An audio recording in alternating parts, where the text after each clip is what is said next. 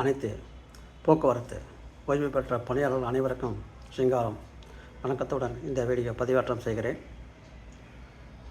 2 தினங்களுக்கு முன்பு ஒரு வீடியோ அரசினுடைய பிரமாண பத்திரம் தமிழில் மொழிபெயர்க்கப்பட்டு அது PDF ஃபைலாக வாட்ஸ்அப்பில் எல்லாருக்கும் அனுப்பியாச்சு. அதை எடுத்து அனைவரும் படித்திருப்பீர்கள் என்று நம்புகிறேன். அப்படி படிக்கலைனாலும் பரவாயில்லை, அதுக்காக சில பாயிண்ட்டுகளையும் நான் குறிப்பாக சொல்லியிருந்தேன். இப்போ இந்த வீடியோவின் நோக்கம் இது ஒரு 10 நிமிஷத்துக்கு மிகாத வீடியோ. அதனுடைய கண்டினியூவேஷன் என்னவென்றால், அரசு வரும் 20ஆம் தேதி வரும் கண்டெம்ப்டில் நாங்கள் இந்த உத்தரவை அமல்படுத்தி விட்டோம், ஆகவே கண்டெம்ப்டை க்ளோஸ் செய்து விடுங்கள் என்று வாதிடுவார்கள் என்று நாங்கள் எதிர்பார்க்கிறோம். நோக்கம் என்னவென்றால், சென்ற ஆண்டு உச்சநீதிமன்றத்தில் அவர்கள் ஒரு அஃபிடேவிட் தாக்கல் செய்தார்கள். அதில் கமிட்மெண்ட் பர் மந்த் 73.4 crore சொல்லியுள்ளார்கள். அதைத்தான் அவர்கள் அந்த 75 கோடியை இப்போது கொடுத்து விட்டோம் என்று போன்ற ஹியரிங்கிலேயே திரு அடிஷ்னல் அட்வொகேட் ஜெனரல் ரவீந்திரன் அவர்கள் ஆரோக்கியம் பண்ணார். அவர்கள் என்ன நாங்கள் கொடுக்க வேணுமோ அதை கொடுத்துட்டோம், ஸோ நீங்கள் கண்டெம்ப்டை க்ளோஸ் பண்ணுங்கள். அதுக்கு தான் கமிட்மெண்ட்டும் கொடுத்துருக்காங்க. அடுத்த மாதம் 10 கோடி, ஜனவரி 5 கோடி, 75 கோடி முடிந்து விட்டது என்பதுதான் அவருடைய பிரதான வாதமாக இருக்கும் என்று நாம் எதிர்பார்க்கலாம். ஆனால் அப்போதே நமது வழக்கறிஞர் சீனியர் கவுன்சில் திரு சரவணன் அவர்கள் நோ 75 கோடிலாம் கிடையாது, அப்டேட் பண்ணணுன்னா இன்னும் 5 கோடி வேணும், 80 கோடி என்ற வாதத்தை அன்றே வைத்து விட்டால் அது ஒரு பிரதானமாக வாதமாக நாம் முன்னெடுப்போம். அதை பற்றி வீடியோ தான் இது, ஒரு சிறு வீடியோ. ஏற்கனவே சொல்லியிருக்கிறேன், இந்த 142C கிளாஸ் என்பது மாற்றுச் சங்கங்களின் கோரிக்கைப்படி இது அலுவலர் வழக்கு அல்ல, அலுவலரால் நடத்தப்படும் வழக்கு. 142CA என்பது 93,000 பேருக்கும் பொருந்தும் வகையில்தான் DA முடக்கப்பட்டது என்பதை அந்த அஃபிடேவிட்டிலே அவருக்கு தெளிவாக சொல்லியிருப்பார்கள். அதுதான் மிக மிக முக்கியமானது. ஆகவே இந்த வழக்கு 93,000 பேருக்கும் பொருந்தும் வகையில் உள்ள ஒரு பொதுவான வழக்கு என்பதை குறிப்பிட்டு, மாற்றுச் சங்கங்களின் படி நாங்கள் பணியாளர் வழக்கு நடத்துகிறோம், அது அலுவலர் வழக்கு என்ற கூற்றை முழுமையாக நான் மறுக்கிறேன். அதற்கான அடிப்படை ஆதாரங்களையும் நான் வெளியிட்டு வருகிறேன். மிக முக்கியமானது, நாங்கள் 142C கிளாஸை உச்சநீதிமன்றம் வரை சென்றோம், வெற்றி பெற்றோம்.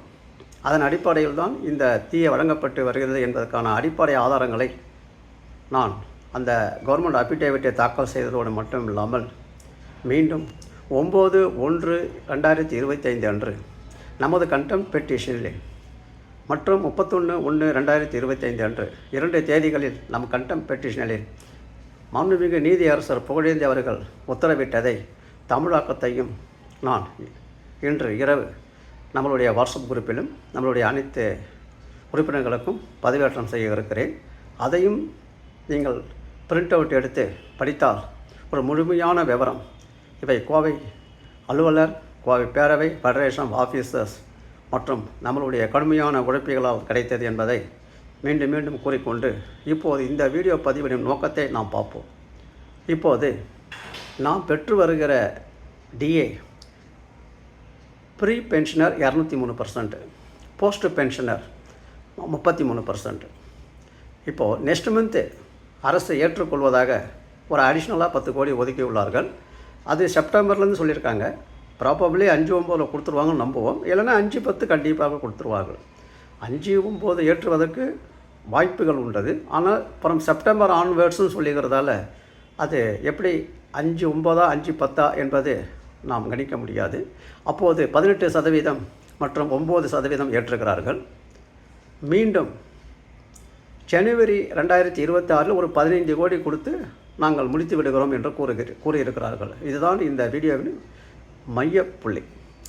அவ்வாறு அடுத்த மாதம் அந்த 18% 9% உயர்த்தப்படும் போது நம்மளுடைய DA பர்சன்டேஜ் 221 and 42 ஆகிடும். ஸ்டில் நமக்கு எவ்வளோ வரணும் அப்படின்னு கேட்டிங்கன்னா, கிட்டத்தட்ட நிறையா இருக்குது. ஆனால் ஜனவரியில் ஒரு 15 கோடி கொடுக்குறேன்னு சொல்லியிருக்காங்கல்ல, அதையும் இப்போ ஏற்றப்படுகிற விகிதத்தில் பார்த்தால் 10 கோடிக்கு 18/9 கொடுக்குறாங்க. அப்போ 15 கோடிக்கு ஆட்டோமேட்டிக்காக 27%, 13% உயர்வு வரும். இது ஒதுக்கப்பட்ட நிதியின் அடிப்படையில் நம்மளுடைய கால்குலேஷன். இப்போ வந்து இந்த நெக்ஸ்ட் மந்த்து 10 கோடி கொடுக்கும்போது முறையே 18/9 ஏற்றும்போது 15 கோடி கொடுக்கும்போது என்ன ஆகும்? ஒரு 50% ஹையர். ஸோ 27 மற்றும் 13% இது உத்தரவாதம். இது உறுதி செய்யப்பட்டு விட்டது அரசு அபிடேவிட்டின் படி. அவ்வாறு ஜனவரியில் இந்த 15 கோடி ஏற்றப்பட்டால் நம்மளுடைய டிஏ உயர்வு அந்த நேரத்தில் ப்ரீ பென்ஷனருக்கு 248% வரும், போஸ்ட் பென்ஷனருக்கு 55% வரும். இது எதை காமிக்கிறது? அதாவது ப்ரீ பென்ஷனருக்கு கொடுக்கப்பட வேண்டியது 252%, 248 தான் வருது, 4% ஷார்ட் ஃபால் வருது. அதே நேரத்தில் போஸ்ட் பென்ஷனருக்கு 55% முடிவடைந்து விடுகிறது. அவர்கள் ஒரு கால்குலேட் பண்ணி இந்த 4% இப்படியும் அப்படியும் அட்ஜஸ்ட் பண்ணால் கூட 2 பக்கமும் ஒரு 2% பாக்கி இருக்கிறதுக்கான வாய்ப்புகள் உள்ளது. இது எதை காமிக்கிறது என்றால், நம்மளுடைய உத்தரவு என்ன என்றால் 142C கிளாஸ் டிஏ உயர்வு முடக்கப்பட்டது. ஆனால் நாம் பெற்ற உத்தரவு பணியாளர்களுக்கு இணையான அகவிலைப்படி கொடுக்க வேண்டும். அதுதான் உச்சநீதிமன்றம் வரை சென்று அரசு அப்பீல் தள்ளுபடி செய்யப்பட்டு விட்டது. ஆகவே இப்போது நான் குறிப்பாக சொல்ல வேண்டியது, இப்போ ஒதுக்கப்பட்ட நிதியில் இன்னும் 2-3% பெண்டிங் இருக்குது. ஆனால் இந்த 1/7/2025 முதல் ப்ரீ பென்ஷனருக்கு ஒரு 5%, போஸ்ட் பென்ஷனருக்கு ஒரு 3% உயர்வு கொடுக்கப்பட வேண்டும்.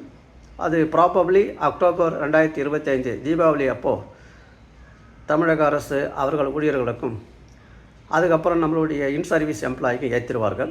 ஆகவே இந்த கேப் நவம்பர் 25 அப்போது கிட்டத்தட்ட அந்த ப்ரீ பென்ஷனருக்கு வந்து ஒரு 9%, போஸ்ட் பென்ஷனருக்கு ஸ்டில் 3% பெண்டிங் இருக்கும்.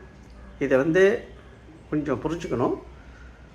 ஜனவரியில் 15 கோடி கொடுத்துட்டாலும் இந்த டியூவுக்கு அரசு எந்த நிதியும் ஒதுக்கவில்லை. அதுலேயே ஒரு பெண்டிங் இருக்குது, ஒரு 2-3%. இப்போ இந்த டியூவும் அதில் போய் ஆட் ஆகிடுச்சுன்னா என்னுடைய கால்குலேஷன் படி மறுபடியும் ப்ரீ பென்ஷனருக்கு ஒரு 9%, போஸ்ட் பென்ஷனருக்கு ஒரு 3% அதற்கான நிதி ஒதுக்கப்பட்டால் நாம் முழுமையாக ஜனவரி 2026 பணியில் உள்ள தொழிலாளர்களுக்கு இணையாக ப்ரீ பென்ஷனர் 257%, போஸ்ட் பென்ஷனர்ஸ் 58% அகவிலைப்படியும் பெறுவதற்கான அனைத்து முயற்சிகளையும் கோவை பேரவை செய்யும். அதற்காக ஏற்கனவே ஒதுக்கப்பட்ட ஜனவரி 15 கோடியுடன் ஒரு 5 கோடி ரூபாய், அது என்ன 5 கோடி நீங்கள் கேட்கலாம். இப்போ உங்களுக்கு தெரியும், லாஸ்ட் மந்த் ஒரு 5 கோடி கொடுத்தாங்க, அதில் முறையே 3% 9% ஏறிச்சு.